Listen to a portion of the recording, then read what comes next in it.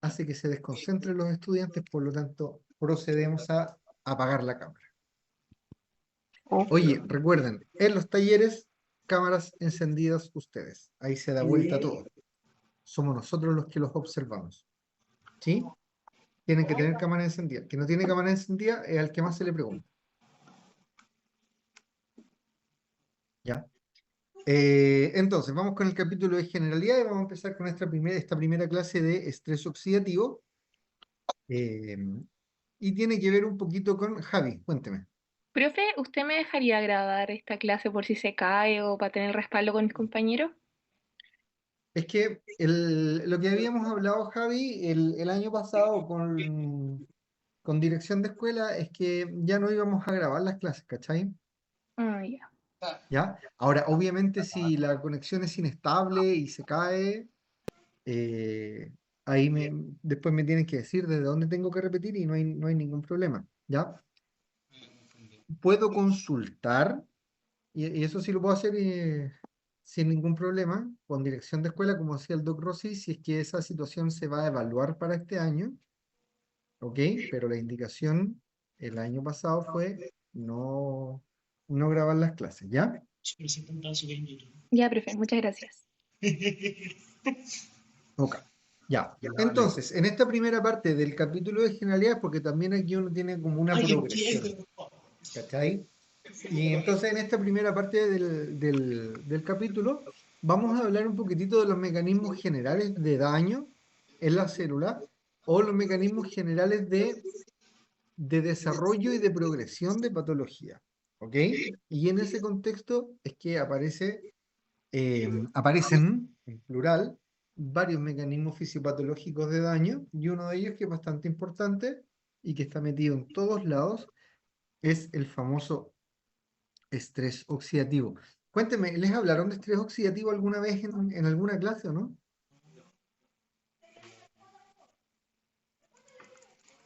¿O es primera vez que escuchan el concepto del estrés oxidativo? En química creo que hemos hablado de... Pero oxidativo, no, pero sí estrés oxidativo. Ah, como de oxidación asociado al balance redox, ¿o no? Sí, Así como, ya. ¿Y hablaron, Javi, cuéntame, hablaron de lo que son los radicales libres? sí, sí, lo habíamos mencionado, creo que eso lo vimos en química en primero. Ya. Oye, y una pregunta más. ¿Qué entendemos por oxidar, químicamente hablando? Para Javi o para todo el curso en realidad. Oxidar ¿Por era qué alguien que pregunto esto? recibía un electrón, ¿Mm? el que recibía un electrón se oxidaba. Y el que cede un electrón Ya, se reduce. se reduce, ¿cierto? Ok, ya. Entonces, vamos. Resulta que la célula tiene un cierto balance redox, ¿cierto? Coexisten reacciones de oxidación con reacciones de reducción. Parte de las reacciones de oxidación, porque tenemos reacciones de oxidación de distinto tipo, parte de las reacciones de oxidación en las células están mediadas por especies de oxígeno, ya que le llamamos nosotros especies reactivas de oxígeno. Esas especies reactivas de oxígeno, déjenme buscar, aquí tengo un puntero láser, esas especies reactivas de oxígeno es lo que se conoce como los ROS, ¿sí? Normalmente vamos a estar hablando de los ROS cuando hablamos de la sigla en inglés. En español a eso se les llama ERO, las ERO, ¿ya? Las especies reactivas de oxígeno. El punto es que la, la publicidad, ¿cierto? Nos ha hecho pensar durante mucho tiempo que las especies reactivas de oxígeno y que los radicales libres son dañinos, ¿ok? Y entonces nos crean necesidades y nos venden cremas con antioxidantes, ¿cierto? Compre mi crema para la cara, combata el envejecimiento, use mi pomada con vitamina E, qué sé yo. O consuma mis alimentos que tienen compuestos polifenólicos con propiedades antioxidantes. Y entonces como que ese bombardeo de información, como que ese bombardeo de publicidad nos hace creer, o nos ha hecho creer durante mucho tiempo, que las especies reactivas de oxígeno son dañinas, ¿ya? Y ahí hay un primer punto porque las especies reactivas de oxígeno no son dañinas. Las especies reactivas de oxígeno forman parte de los mecanismos o del metabolismo normal de la célula, ¿ok? Eh, de hecho, cantidades de especies reactivas de oxígeno en concentraciones normales, por así decirlo, ¿ya? Fíjense ustedes, ayudan a la autorrenovación y la diferenciación celular. Es decir, las células necesitan una cierta cantidad de especies reactivas de oxígeno, ¿ok? Por supuesto que como todo sistema biológico, eh, debe estar en un cierto equilibrio, ¿ok? Y a las células existe entonces una cierta actividad prooxidante dada por estas especies reactivas y existen barreras también, mecanismos, defensas antioxidantes, ¿ok? Cuando, cuando la actividad prooxidante es similar a la actividad antioxidante, entonces nosotros decimos que la célula está todo bien, que no hay ningún problema. Como esto es fisiopato, por supuesto que vamos a ir viendo lo que ocurre en la medida que aumentan las moléculas prooxidantes y cuando se rompe este balance. ¿Ok? Efectivamente, cuando aumenta la cantidad de especies reactivas de oxígeno en la célula, podemos tener envejecimiento celular, podemos tener daño, y cuando hay mucha especie reactiva de oxígeno, el nivel de daño es tal que puede eventualmente determinar muerte celular. ¿Ok?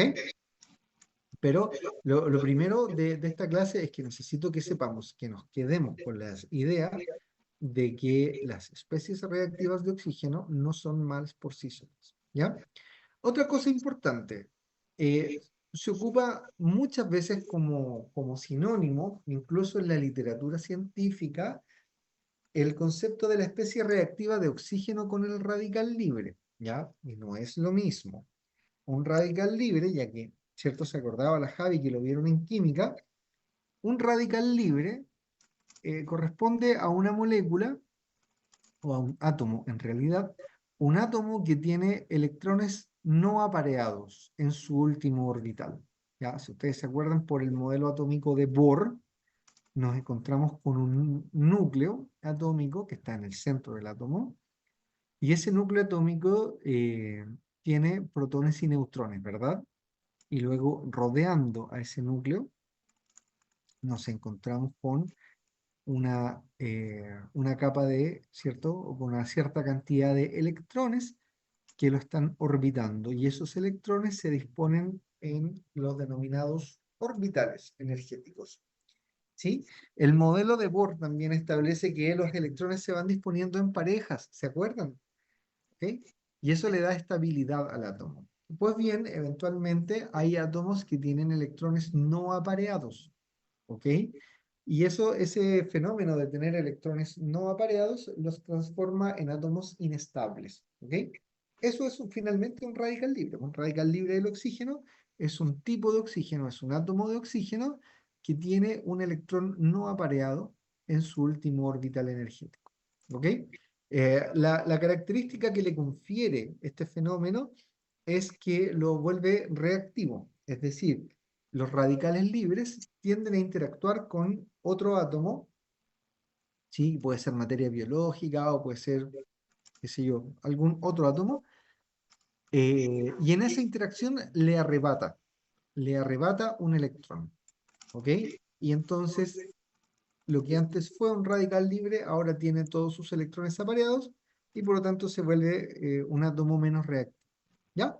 Por supuesto que tiene una consecuencia eso, y es que el átomo o la molécula con que interactúa ahora tiene un electrón menos, ¿cierto? Por lo tanto, eso a veces eventualmente puede generar, eso sí, eventualmente podría generar algún cambio estructural, ¿no? En la otra molécula. Comento esto ¿por qué? Porque existen tipos de, a ver, existen moléculas que contienen oxígeno que no son radicales libres, pero que sí pueden interactuar con la materia y oxidarla. Un ejemplo de eso, vamos a ver otros, pero un ejemplo de eso es el agua oxigenada. ¿Sí? ¿Se acuerdan ustedes por sus clases de química que el agua oxigenada tiene una fórmula química de H2O2, ¿cierto? El peróxido de hidrógeno. El peróxido de hidrógeno. Pues bien, el peróxido de hidrógeno es una molécula reactiva. Dígame.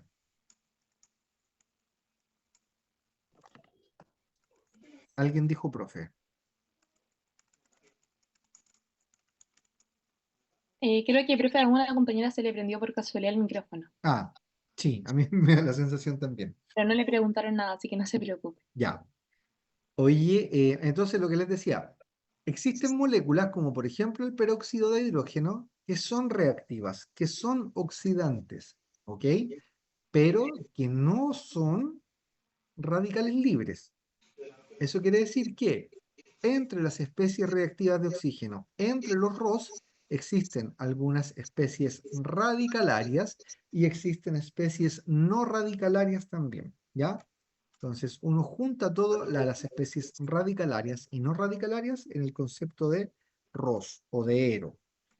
¿Cómo se forman estas especies reactivas de oxígeno o eventualmente las especies reactivas de nitrógeno? Hay formas enzimáticas y hay formas no enzimáticas, ¿sí? Una gran forma no enzimática es a través de exponer, ¿cierto? Una célula a agentes que sean muy oxidantes, por ejemplo, el humo del cigarrillo. O podría ser exponer una célula a una radiación ionizante, ¿ya? Por eso es que las radiaciones ionizantes tienen, ¿sí? Tienen eventualmente ciertos efectos adversos para nuestra salud. En el caso de las especies reactivas de oxígeno, la primera especie reactiva de oxígeno que se forma, y a partir de ella derivan las otras, es el anión superóxido, que es el que aparece ahí, O2 menos. ¿Ya? Y el puntito que aparece, el puntito que a veces le pongo yo, para que ustedes sepan, representa el electrón desapareado. ¿Ok? Eh, ¿Cómo se produce el anión superóxido? Hay varias posibilidades. Podemos tener reducción de oxígeno, ¿ok? Por parte del citocromo P450, eso como ustedes se acuerdan ocurre a nivel mitocondrial. Podemos eventualmente tener también formación de anión superóxido por parte de una enzima que ya se las voy a comentar, que es la NADPH oxidasa. ¿Ok? La pega de la NADPH oxidasa es producir anión superóxido. ¿Sí? Oxidación de santina o hiposantina por parte de la santina oxidasa. Eso ya lo vamos a ver también, ¿ok?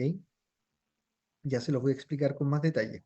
Pero la santina oxidasa es otra enzima que tiene por función, ¿cierto?, participar en el metabolismo de las purinas y ella, como parte de su proceso, de su funcionamiento, genera entonces anión superóxido.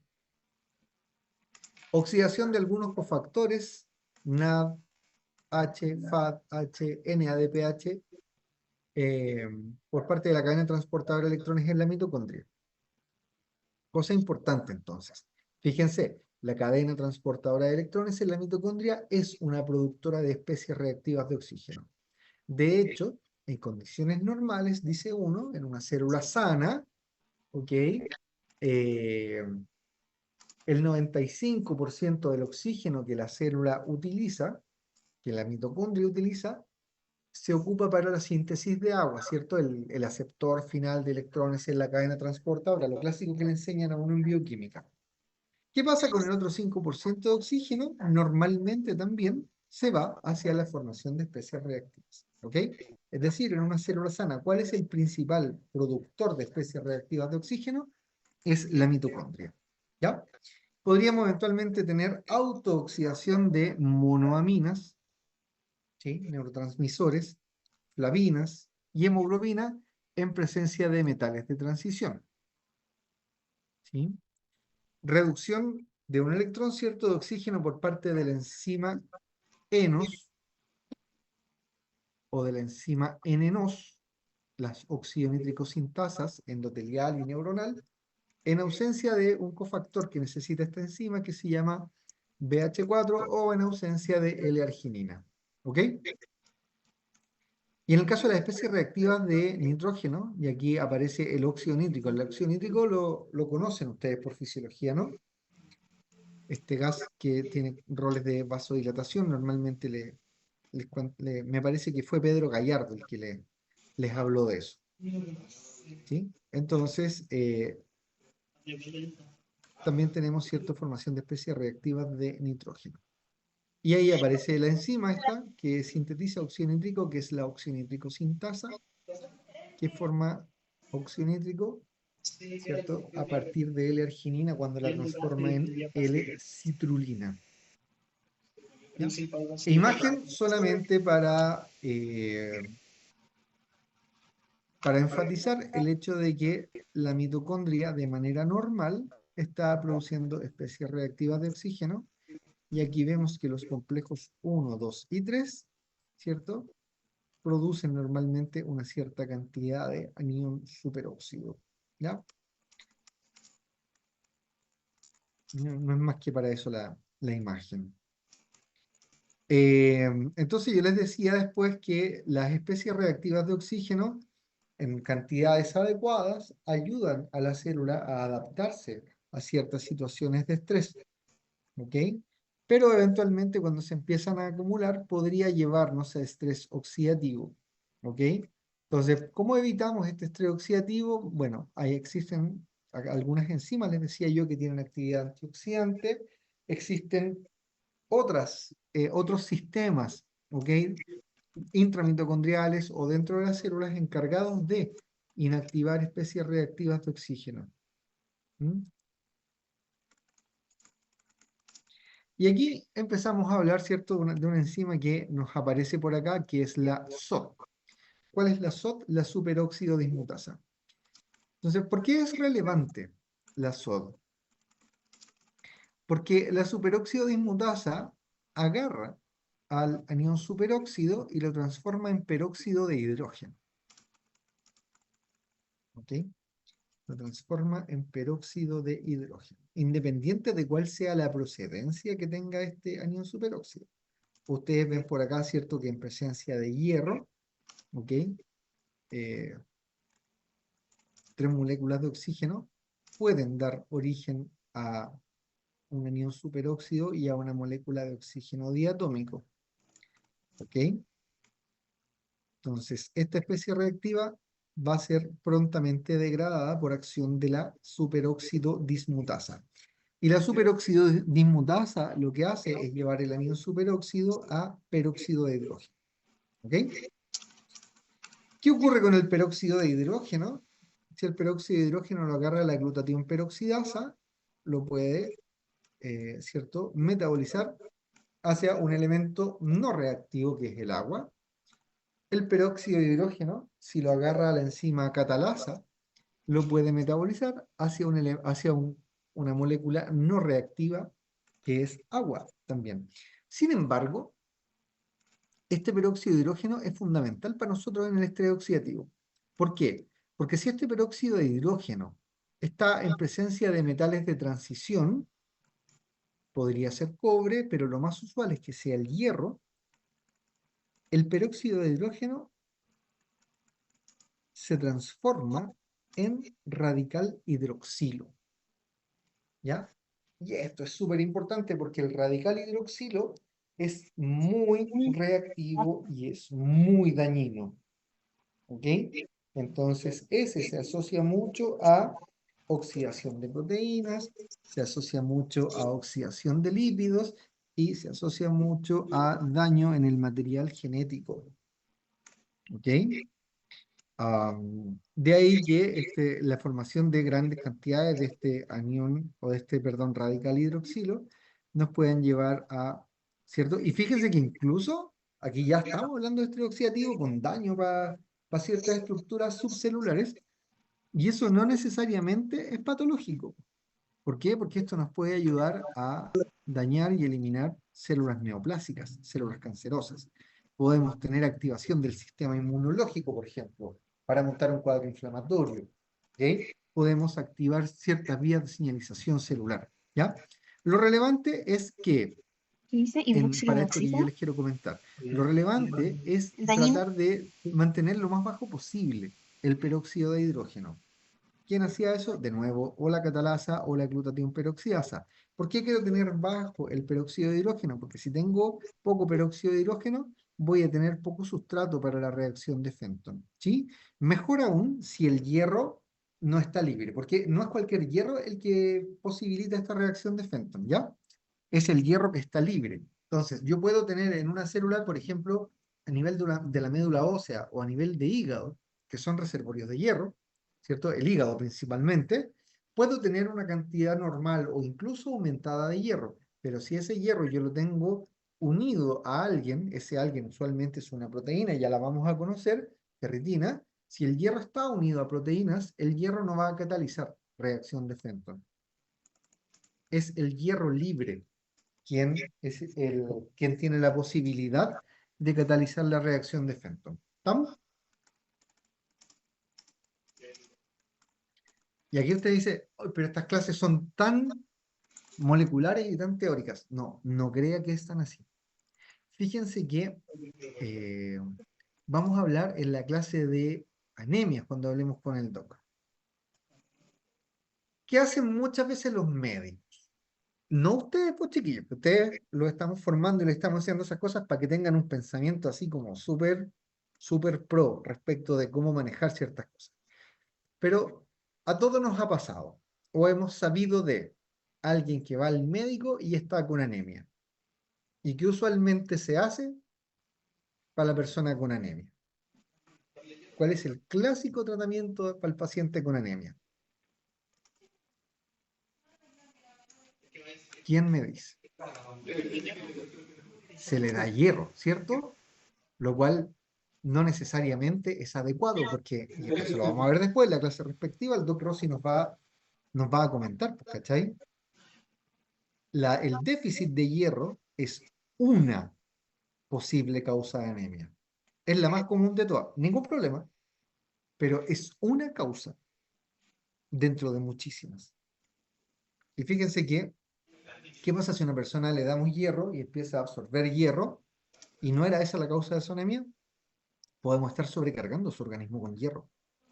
¿Cachai? Y podemos estar facilitando o aumentando la probabilidad de que parte de ese hierro esté libre. Y por lo tanto podemos estar generando más daño. ¿Cachai?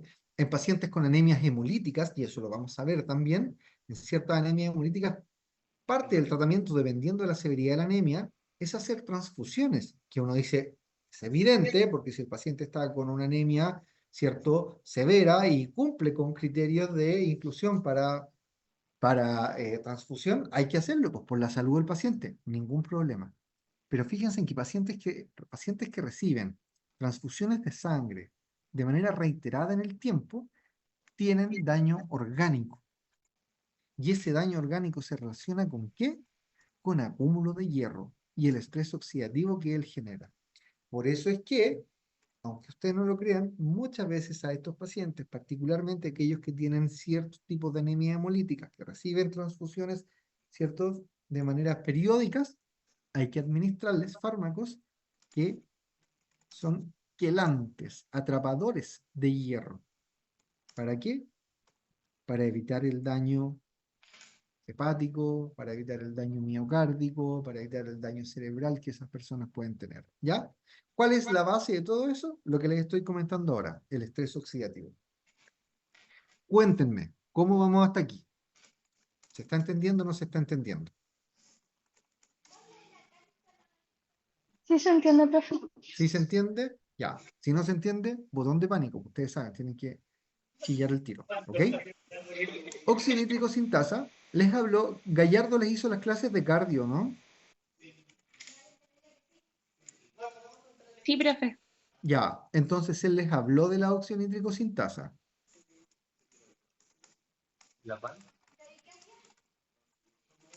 ¿O no? No, Yo no recuerdo haber escuchado el auxio nítrico sin tasa. No sé si No mis recuerda haberlo compañeros escuchado. recordarán, pero por lo menos yo no. Ya, pero les habló del óxido nítrico como un vasodilatador. Sí, ¿Sí o no? No escuché. nos mencionó la óxido nítrico sin tasa, pero no nos dio una clase, por así decirlo, Ah, muy ya, pero cuando hablaron de detallada. vasoconstricción y vasodilatación, les dijo que el óxido nítrico era un agente vasodilatador y que era producido por una enzima que se llamaba óxido nítrico sin tasa. Sí, ¿Es eso correcto? Ya, ok. No hay problema. Aquí se las presento. Esta es la oxidonitrico sintasa. ¿Sí? Voy a activar la cámara. Cuidado con... Cuidado. Es un poco. Ahí estoy activando la cámara. ¿Dónde estoy? ¿Dónde estoy? Ahí estoy. Ya. La enzima oxidonitrico sintasa está formada por dos monómeros. ¿Sí? El del lado izquierdo de la pantalla y el del lado derecho de la pantalla. Cuando están los dos monómeros, como monómeros, la enzima está inactiva. Cuando se dimerizan estas dos subunidades, es que la enzima se vuelve activa. Recién ahí. Quien permite que se dimericen los dos monómeros es el complejo calcio-calmodulina. ¿Ok? Esto es válido para las oxidonitrico sintasas que son constitutivas, porque existen dos tipos de oxidonitrico sintasas, jóvenes. Hay unas dos, o sea, hay más actualmente, pero son las más relevantes para nosotros. Hay dos oxidonitricos sintasas que son constitutivas, es decir, que están siempre expresadas en la célula. ¿Ok? Hay una endotelial y una neuronal. E-NOS por endotelial, N-NOS por neuronal. Y hay una tercera oxidonitrico sintasa, que es una oxidonitrico sintasa de tipo inducible. ¿Qué significa que sea inducible? Que la célula normalmente no la está expresando, pero que si la estimulamos de una determinada manera, lo puede hacer. Eso es relevante porque esta tercera oxidonitrico sintasa no es, ¿ok?, dependiente de el complejo calcio-calmodulina. La oxidonitrico sintasa inducible, o la I-NOS, ella actúa siempre, ¿ok? Está siempre activa. Pero bueno, el monómero, ¿cierto? Calcio-calmodulina se activa. No sé si les comentó Pedro Gallardo que la célula endotelial produce óxido nítrico cuando se deforma y cuando entra calcio, ¿cachai? Y ahí está la explicación. Cuando entra calcio, se forma este complejo calcio-calmodulina, ¿cierto? Y el complejo calcio-calmodulina induce la dimerización. Más allá de eso, tomamos aquí el sustrato, ¿cierto? Principal, que es la L-arginina, y a nivel del dominio oxigenasa, un detalle que da lo mismo, se transforma en L-citrulina, pasó de L-arginina a L-citrulina y aparece casi como un subproducto de esta reacción este gas, ahí el NO. ¿Se fijan cómo tiene el puntito del lado de la N? Porque ahora es el nitrógeno el radical libre. ¿Ya? Aparece el óxido nítrico. Cosa relevante, esta enzima necesita para actuar, para catalizar adecuadamente su reacción química, un cofactor que se llama BH4.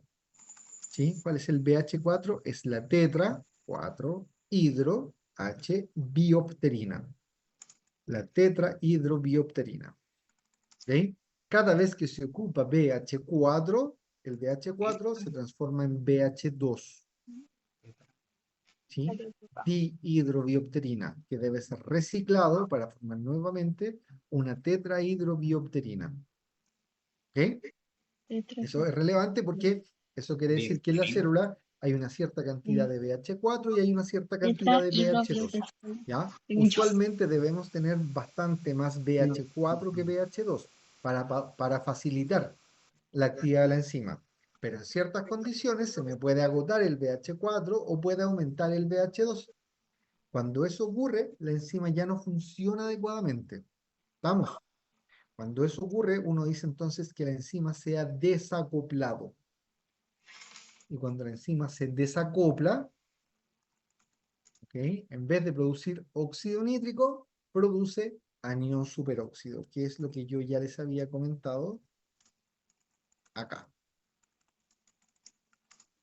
¿Sí? En ausencia de BH4 o de L-arginina, la oxidonitrico sintasa, las constitutivas endotelial o neuronal, ¿cierto?, nos van a producir entonces anión superóxido. ¿Sí? Otra enzima relevante desde el punto de vista del estrés oxidativo es una enzima que es 100% inducible, que es la NADPH oxidasa. ¿Ya? Y la NADPH oxidasa tiene por función justamente producir anión superóxido. Esto es bastante relevante en contextos de inflamación, ¿cierto? Es relevante para entender estrés oxidativo en el contexto de la inflamación, es relevante para entender estrés oxidativo en contexto de patologías cardiovasculares, que nos va a importar bastante, ¿cierto? El segundo semestre, ¿ya? En condiciones de reperfusión, qué sé yo.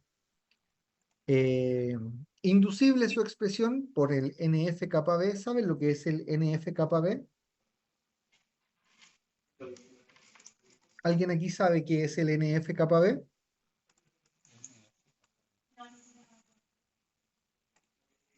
¿No? Ya, No, profe.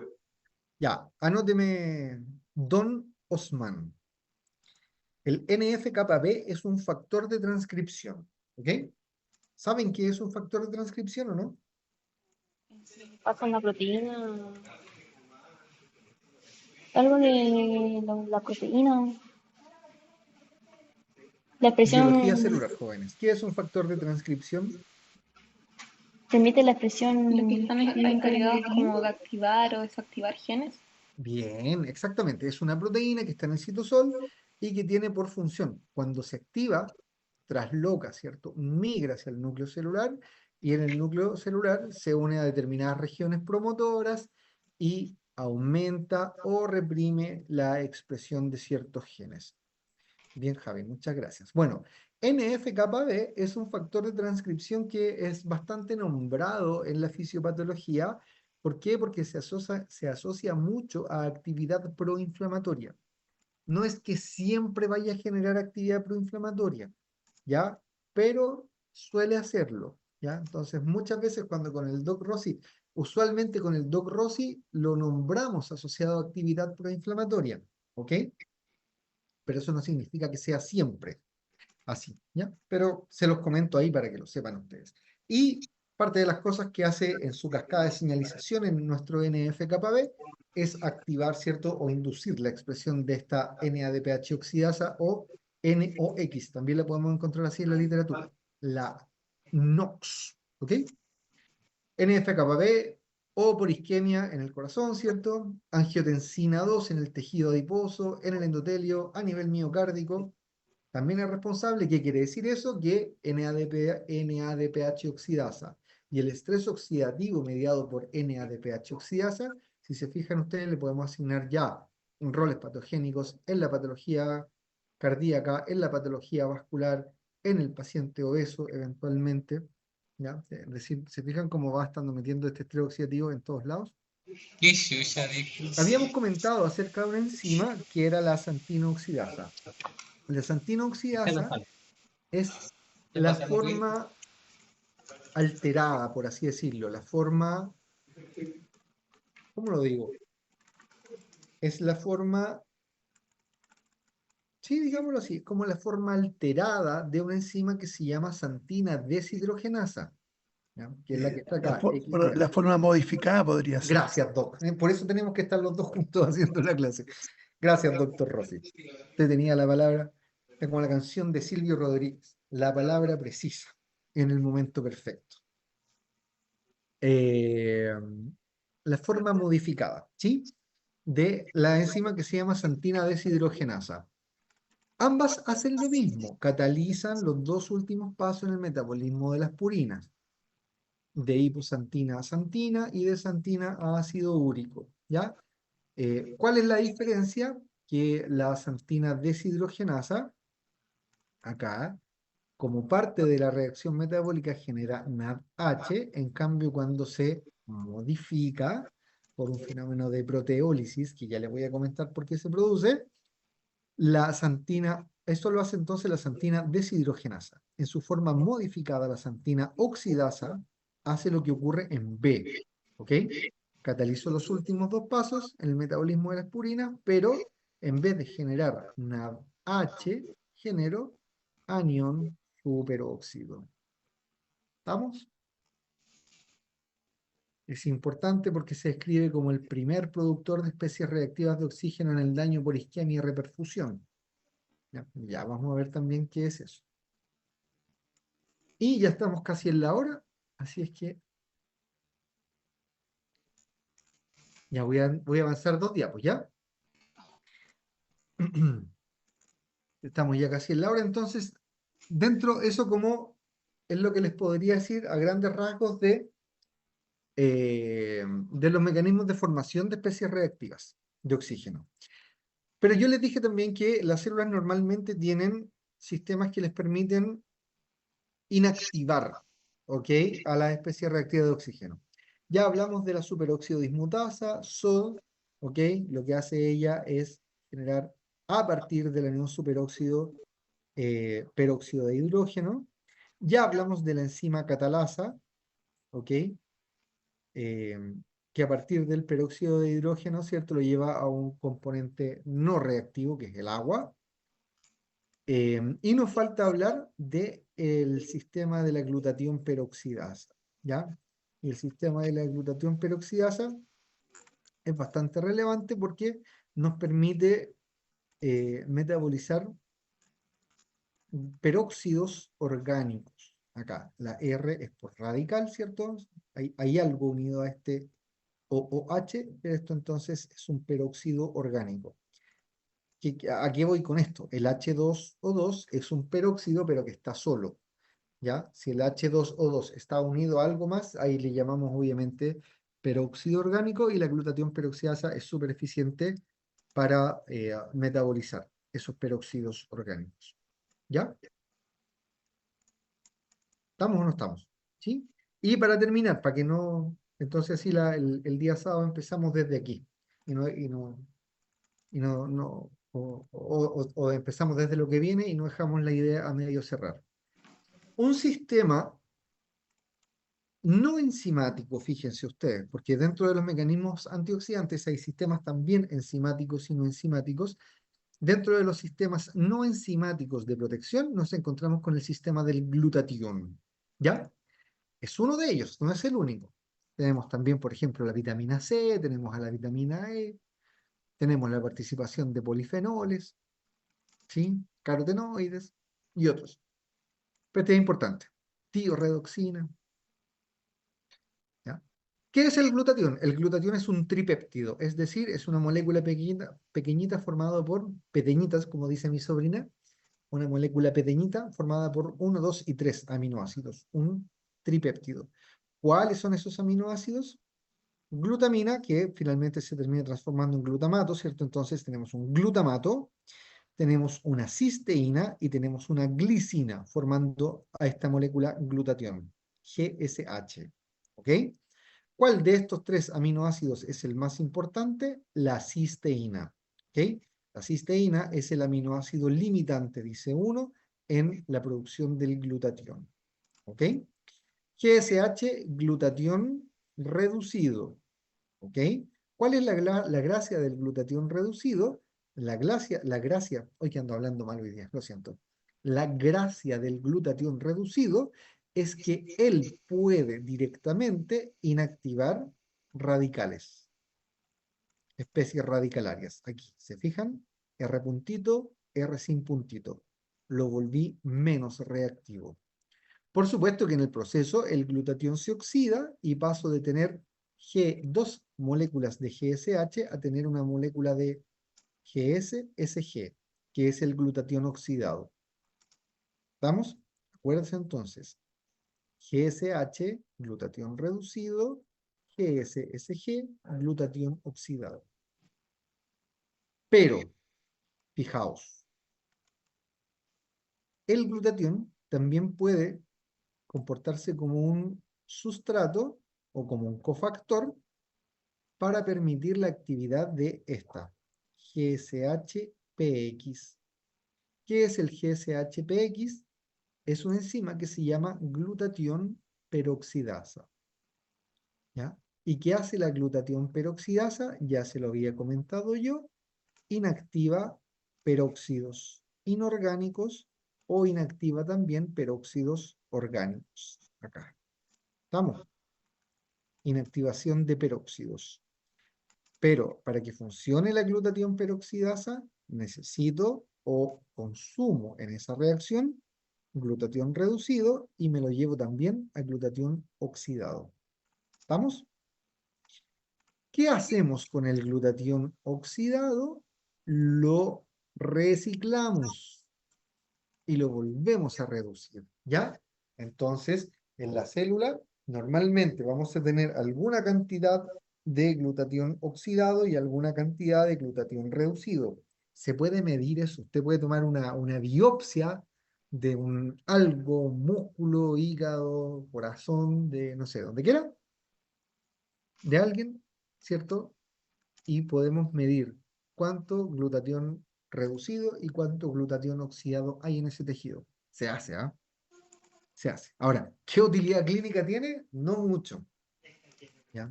Esto lo han medido, por ejemplo, mucho en pacientes sépticos. Y obviamente, a más estrés oxidativo, adivinen, ¿cierto? Más mortalidad, más daño orgánico, el outcome se empobrece y todo. Lo cual es lógico, porque si el paciente está muy grave y si está muy inflamado, obviamente que va a tener mucho daño y mucho estrés oxidativo, ¿ya? El problema es que cuando estos mismos sujetos los llenan con antioxidantes, baja un poquito el estrés oxidativo, pero no modifica el outcome, no modifica el resultado clínico. ¿Ok? En fin, reciclamos el glutatión oxidado al glutatión reducido de nuevo. ¿Quién hace eso? ¿Quién nos ayuda a hacer esto? Después Esta bronce. enzima que está acá arriba, que se llama glutatión Glutamato, reductasa. cisteína y glicina. Glutatión reductasa. ¿Ok? Cosa importante, para que la glutatión reductasa funcione, necesito tener NADPH. ¿Y de dónde viene el NADPH? Viene del ciclo de las pentosas. Y futuros médicos, ¿quién es el responsable de del ciclo de las pentosas?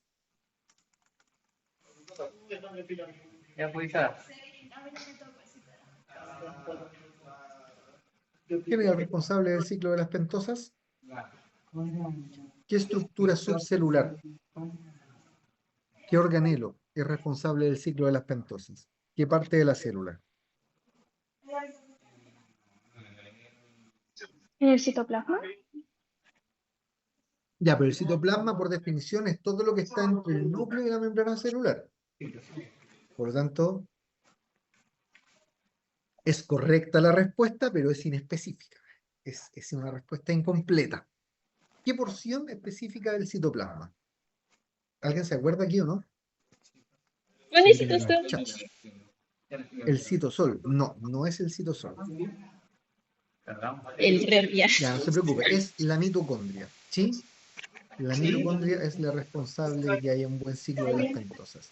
¿Qué significa eso? Que para tener un buen glutatión, tengo que tener Siempre la funcionando bien a la mitocondria. mitocondria. Si se me echa a perder la mitocondria por algún motivo en particular, eso se llama disfunción mitocondrial, eso se va a traducir automáticamente en qué cosa?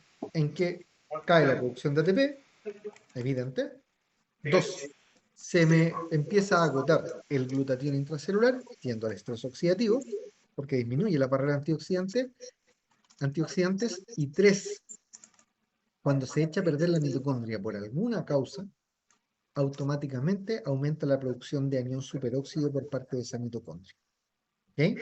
Entonces, la disfunción mitocondrial genera estrés oxidativo por más de un mecanismo, porque ella automáticamente aumenta la producción de anión superóxido y porque hay menos capacidad de reciclar glutatión. ¿Ya? Lo último, para no pasarnos más allá de la cuenta, Ya nos pasamos. la cisteína se puede administrar también, jóvenes. En algunos casos específicos se puede producir agotamiento intenso de este sistema del glutatión y eso puede conducir a daño que incluso puede ser mortal para la célula y si me apuran puede ser mortal para la persona también, ¿ya? El sábado les voy a dar algún ejemplo clínico asociado a que tiene que ver con el uso de un antiinflamatorio que es el paracetamol. Y en caso de intoxicación por paracetamol, el manejo tiene que ver con administrar dosis masivas de cisteína para intentar, ¿cierto? Para que los hepatocitos logren o intenten restablecer los niveles de glutatión. Y eso creo que era lo que les quería comentar en esta primera jornada. No sé si tienen alguna duda. No sé si se entendió Yo creo lo que que quise te explicar. regalamos. ¿Ah? Ah, si te lo bien. ¿Qué cosa? Lo último que dijo el profe, intoxicación, ¿por qué medicamento era? Paracetamol. Gracias. Oiga, profe, yo también quedé con la duda con eso. ¿Qué pasó? Es que, pucha, tal vez quede como tonto, pero según yo, el paracetamol no necesariamente es antiinflamatorio, ¿cierto? ¿O sí? Se considera más antipirético que no, es un AINE no convencional. Ah, ya. Sí, pues esa era mi duda, porque claramente uno siempre relaciona el ibuprofeno, por ejemplo, como antiinflamatorio. Entonces, para no confundirme tampoco o cuestionar. Claro, en general, estos fármacos tienen tres efectos, pero suelen tener uno más potenciado, ¿cierto? Son antipiréticos, son analgésicos y son antiinflamatorios. Dependiendo del fármaco que se utilice, como dice el doc, el paracetamol en estricto rigor no es un AINE, pero uno lo pone dentro de ese grupo, ¿cierto? Para la práctica clínica. eh, pero es un fármaco más allá de las propiedades farmacodinámicas que tiene. Es un fármaco que se utiliza comúnmente o para control de fiebre o para ciertos fenómenos de tipo analgésico, clásico el dolor de cabeza, o también para controlar fenómenos de tipo inflamatorio. O sea que no es el más potente como antiinflamatorio, es mucho mejor antipirético y analgésico, pero Pero tiene un rol antiinflamatorio tiene también. rol. ¿Ya? Claro, sí, quería quitarme esa duda. Muchas gracias. Súper. Todo claro, me dice la Javi por El acá. concepto importante es que genera toxicidad y aquí el doctor les va a explicar cómo el sistema de glutatión impide la toxicidad por el paracetamol. Exactamente, eso lo vamos Ese a es ver el sábado. ¿Ya? ya, Ya pues vale. chicos. Doc Rossi, ¿algo que comentar? No, está partiendo. Yo sé que se van a estresar porque ven tanta fórmula, tanta cosa rara. No se estresen, no se estresen. No, no aún. Con eso, No, o sea, tienen que estudiarlo, pero es más fácil de lo que parece. O sea, pues nadie les va a preguntar cada uno de estos pasitos. Aquí, por ejemplo, la había puesto qué es lo importante. Y el doctor ya se lo recibió porque ya se los contó, pues, pero son, ojo, el glutatión es re importante. El glutatión, ¿cómo se hace? Cisteína, glutamato, o sea, glutamina, glutamato y glicina. Listo. ¿Cuál es más importante ahí? La cisteína. ¿Para qué sirve el glutatión? Para reducir en el fondo sustancias que son tóxicas si no están reducidas. Listo. Y hay que recuperar el glutatión. Recuperemos el glutatión. ¿Cómo lo recuperamos? Reduciéndolo con el NADPH. ¿Viste? ¿Sabe? Pero lo mismo, le dije lo mismo que el doctor Quesada, pero resumido. Pero es lo mismo. Resumido. ¿Sí? Ni que fuera cirujano. Yo lo expliqué como internista, usted lo explicó como cirujano. Lo encontré al grano, a la papa. Ya, estamos listos. Ya chicos, me alegro entonces que haya quedado todo claro, que las dudas las pudimos resolver. Si no, en la próxima clase dicen las dudas, y tampoco se trata de... Bien. Y aquí yo siempre les digo lo mismo, se los voy a decir todo el año y lo he dicho todos los años. Que estén muy bien, agradezcan a sus familias, si es que están en casa, por darles el espacio para conectarse y estar Sí, en la casa. tranquilos, ¿cierto? Intentando entender estas cosas que ¿Quién tosió? a veces parecen un poco complejas. Que estén muy bien, cuídense mucho, ¿Quién estornudó? disfruten a sus familias. Nos vemos el día sábado. Doc Chao, Rossi, chao, que estén bien. Chao, cuídense. un abrazo, un gusto como Chau. siempre estar compartiendo con usted. Nos vemos en unos días. Sí. Chao, chao. Aquí no, yo apagar no cierro, po. Sí, Chao, chao. Chao, chao, que que estén estén muy bien. bien. Ya, sí. Coca.